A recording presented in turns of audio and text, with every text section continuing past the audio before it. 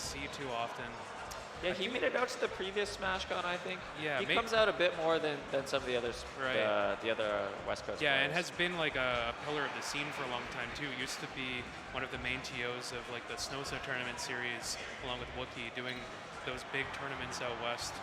Oh, for sure. And you'll often see SOTO. He's actually a great coach. You'll often see him doing that between the match coaches. Right, and SOTO, a Samus main these days, started as a Kirby, but in the last few years has fully made the switch over to Samus, and one of the best Samuses doing it here in North America right now. Yeah, I would say SOTO is kind of a member of the big three, the really active Samus players, or of the strongest Samus players, rather, of MTW, Mr. Sir, and SOTO. Yeah, I think Mr. Sir and SOTO were like right next to each other on the end of year rankings for 2023. They were like 63 and 64. And so what can you tell me about this matchup? So we're seeing Kirby again, which we saw in the previous match, but Samus, which we've never seen before. Tough nut to crack for Kirby. We've talked about this in the other matchups we've seen Kirby in so far. The way to take advantage of Kirby's weaknesses is abusing his slow movement and keeping him out. And Samus, that's her game plan against every character, even the fastest ones in the game. Because she's a low tier, she's not as versatile as some of the high tier characters, and her game plan is pretty much always going to be that neutral game keep away. So Samus, like, it's still a winning matchup for Kirby, but this is one of those like sort of niche counter pick ones as well, where it's like, I think a Samus main is happy to see a Kirby in their pool. Yeah, I would like, think at so. least it's not Pika or Falcon, right? I feel like back in the day, this was actually a pretty popular counter pick. You'd see like the Falcon main switching to Samus when it was time to play against Kirby. Yeah. I don't know if that's quite in fashion anymore, but you know, it's an option. The other component of this is that Samus is heavy but also floaty, and that's kind of a direct counter to the game plan that Kirby wants to go in with, getting these like edge guards and early kills. You don't see a lot of that against Samus, and it's hard to build up the damage. Yeah, it's interesting that we're going to see a character that fights against Kirby in a very different way from what we saw from Fox and Pika, where with those characters, they're much faster than Kirby, and they really want to abuse that speed difference that they have to attack from angles that, you know, the Kirby can't anticipate, right? Yeah. Samus doesn't really have that speed, so what does Samus have?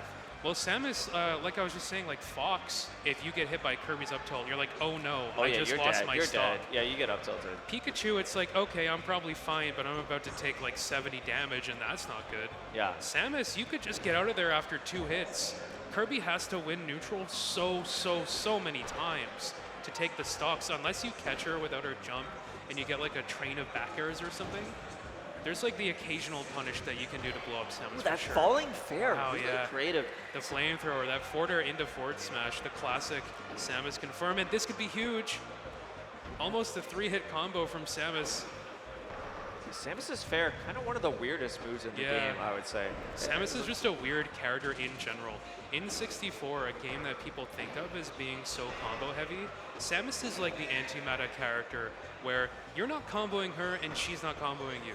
Yeah, anti-meta character is I think a really good description of Samus. I remember when I started back in, I don't know, 2013 or so, everyone told me Samus was the worst character in the game because she has no combos. And it was just thought at the time that like you had to have combos. Everyone back then, they were like, yeah, if you can't combo, you're not a good character. Yeah, this is the combo like, game. Fun fact, guys, Samus has no 0 to death combos, so she's bad.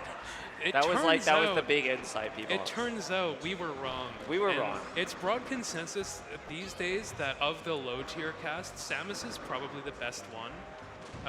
Some people would say DK, but also some people would say Samus is even better than Mario, our sort of mid-tier. And you see SOTO just working so well with the tools he has in this matchup to keep Kirby out. And Velocity Jones looking a little bit confused, wondering, what is the next step for me here? This Samus is really throwing him for a loop. It's not a matchup that anyone is used to playing. Very uncommon character.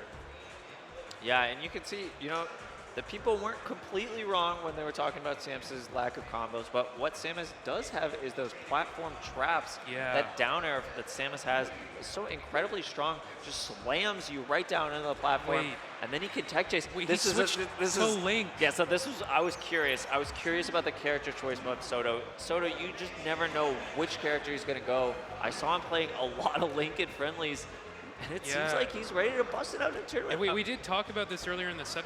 Link does have the tools to succeed against Kirby in the same way that Fox does, but also in the same way that Fox exists in this matchup. Link is very, very afraid to get hit even once. One opening for Kirby. Link notoriously might have the worst recovery in this game in all of Smash. You see that up B, it just goes right there. That's nowhere. He has almost nothing when it comes to recovery. And unlike Samus, he is very heavy, but he also falls pretty quickly, which means if he gets hit by that up tilt, he's going to eat a massive combo, get hit off stage, and he's probably not surviving. You're going to get hit by so many up tilts. That up tilt, I believe it does 14 damage, and you can see it just racks it up so quickly. But he manages to find his way out. Weak Nair sets up the tech chase. A little bit too high off of that upper to go for the up B finisher that a lot of Links like to do. Yeah, so we talked kind of about the disadvantage of picking Link. I would say the advantage is these insane projectiles. Yeah, it's another one of those situations where you're just keeping Kirby at bay. This time you're doing it by throwing the kitchen sink at him. Boomerangs, bombs, and everything in the arsenal. But if you go in like that recklessly, you got to be so careful. The one saving grace of that Link up B, as you saw there, is it's got a very disjointed horizontal hitbox. So Kirby needs a little bit of time to set up the right angle to come from for those edge guards. Yeah, you know, Link really struggles against characters like Pikachu, like Fox, like Falcon. They could just run straight at him, not give him any time to get those projectiles out. Just say, no, I'm going to run up and hit you, and what are you going to do about it, you know? Yes, having time to do things is so important for Link. But Kirby really just can't run up and hit someone. Yeah, you're not going to see a rush down slow. Kirby against Link. You just can't do that. And it's tough, so you have to find your way in, but how do you find your way in against someone like SOTO that knows this character so well? Finds that double down air, and then just immediately retreats, pulls out a bomb, Velocity pulls out Jones a boomerang. Fishing a little bit for the neutral airs, just wants to close this stock out. Kirby's Nair is so powerful. Even that back air across the stage is going to put Link in a really tough spot. Great recovering boomerang, though. Yeah, so Link's up B is very bad. Yeah. But the one saving grace is these projectiles he can use to kind of clear the path of his recovery. Throw out a bomb, throw out a boomerang. You get to deny so much space with those. Yeah, it makes it tricky. Oh, bombed himself, unfortunately. That's an up B, yep. And so despite its weakness in recovery, Link's up B is a fantastic finishing move in this game. Yep. It's a single hit, not a multi-hit like the other games, and it's very, very strong. Yeah, up tilt to up B, kind of a classic kill move for Link, and against a light character like Kirby, that is going to be reliable. Still though, this is looking closer than the previous match. Yeah. You know, it's hard to say whether Velocity Jones maybe has more experience against Link, or if it's just kind of a play pattern that he's more used to, more similar to existing to the higher tier, more popular characters.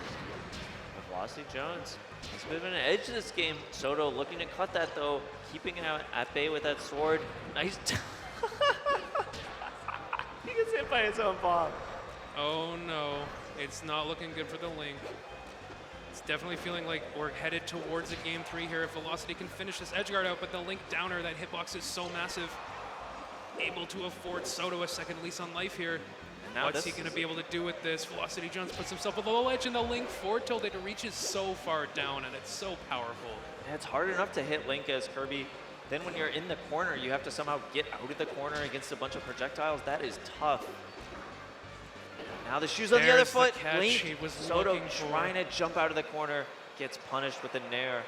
And now we're back to the character select screen. Velocity Jones, of course, the solo Kirby main. He's going to be going Kirby. Going to be sticking with it. SOTO, where is he going? Does he have a third character he was going to pull out here? Yeah, decisions. You can see him mulling it over, too. I think, you know, as commentators, it's easy to say, oh, well, the matchup chart says you should play this character. You know, oh, my formula says this. But the question, I feel like a lot of people these days, it's about the vibes. It's about how you're feeling on the vibes. Right. You know, the vibes before said Yoshi Ditto game 1, Pika game 2. Now the vibes are saying, I'm going back to Samus because it worked. Yeah, the vibes may be saying, I got beat as Link and I won as Samus. I want to win this set. I would like to make it out of D3. Both of these guys, for sure. I mean, they're probably high seeds in this pool, if not the top 2. And they're both the type of player I was talking about earlier where the goal is definitely make D2 and then try for D1. Oh yeah, these guys both have goals beyond D3, but they're both players who have some really big wins too in the last year or two. They So can't be dropping sets here. certainly capable of making a dent in this bracket, but it all starts here in Division 3. How are you going to do in this pool? How are you going to stack up against one of the other top dogs here? You can see both these guys playing careful. That's what you tend to see, right? When you get into game 3, when everything's on the line. Yeah, just slowing it down, feeling each other out a bit. And you see a missed shield drop from SOTO there into a roll, very dangerous. You gotta be on the watch for mistakes like that, because they can really cost you in these tense situations. That pivot, look at this! Yes, Samus shard shot has so much shield stun, 26 damage. Everything in this game has crazy shield stun, so a move with 26 damage, it's so long, she has time to get out of the animation and confirm it into her grab. Absolutely wild. You don't see a lot of Samus grab. Takes a little creativity to land it. That's on full display here from SOTO, very creative player. Yeah, it's just surviving for so long, right? See if Velocity's able to close out this edge guard, just takes the wrong path and gets up B through. Samus up B as well. We haven't really seen it come into play yet, but the way Velocity is playing around it very carefully, that's because it is invincible on the first 3 frames. So if you try to attack Samus directly, she's just going to react up B. Ooh, another setup for that grab with the tech chase. You can see SOTO demonstrating that powerful tech chase potential that Samus has on platforms, and that time converting it into a grab using the back throw to get a kill. And Velocity Joe's getting so aggressive. Wow, it works out for him. Sometimes in a situation like this, you have to take those risks. Yeah, as Samus, you know, you're ready for someone to sit on stage and edge guard you. You're SOTO, not ready for that. 79 damage off of that sequence. To run out the bombs, trying to make it hard to get in. And Velocity Joe's looking for a grab. Not sure he's gonna find it. Gets walled out here by the flamethrower. What can he do here? Yeah, down. and if he hits one more of these Samus downers to pop Kirby up off the floor, that is Samus back air. So strong. Yes, such a difficult position the here tech for the chase Kirby. attempts. Ooh, the rapid jabs. This could be a break if he buffered unshield at all. Yeah, and it there's looks no like he's Wispy. angled it down as well. So close to breaking, but Velocity able to convert that pressure and keep the advantage state rolling here. Oh, he uses that neutral B, so it's very easy to do a neutral B turnaround in this game because of the lack of the side B. Yeah. He used it to face the other way. He's he going gets for the tech extra. chase, finds it. Wow. And SOTO. Velocity Jones falling to SOTO here in D3. They went to a game 3, but SOTO Samus was looking very dominant in the matchup. It's exactly what we talked about. It's that niche counter pick making it so difficult for Kirby to do the stuff he likes doing. Well, the tricky part there is if you're a Kirby main, right, and you have to face off against a Samus, a lot of the times it's going to be like, oh, someone that just plays maybe Fox or Falcon and they have a counter pick Samus that they don't want to play the Kirby matchup with Samus a main. main, But a Samus main, that is tough. If you're a Kirby player in Division 3, Samus is one of the last mains you want to see. You do not want to see a Samus main. It is annoying to play this matchup on the Kirby side. It's so like confusing and disorienting. You're like, this bad character is just trapping me on these platforms, keeping me out with these big moves. What do I do? I'm so slow. Yeah, Samus really, you know, some characters demonstrate Kirby's lack of speed by being faster, but Samus demonstrates Kirby's lack of speed by just keeping him away and stopping him from getting the angles that he wants. Right. And just for the record, for anyone who isn't in the loop on this, Kirby is widely considered to be the second best character. I feel like the way we're talking about him, it makes it sound like Kirby's bad or something, but Kirby is one of the top tiers in this game. Like, people might be wondering, how come these morons keep picking Kirby, right? Yeah, if you're used to Kirby's sort of status in the other games.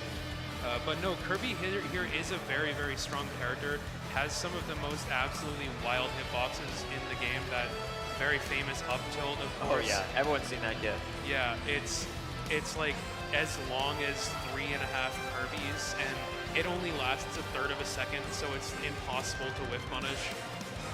Yeah, but I mean, as we've seen here, like, the tier list isn't everything, and just because you're playing Kirby, even against one of those lower tiers like Samus, right? And especially here at this Division 3 sort of level of play, you do have a lot of people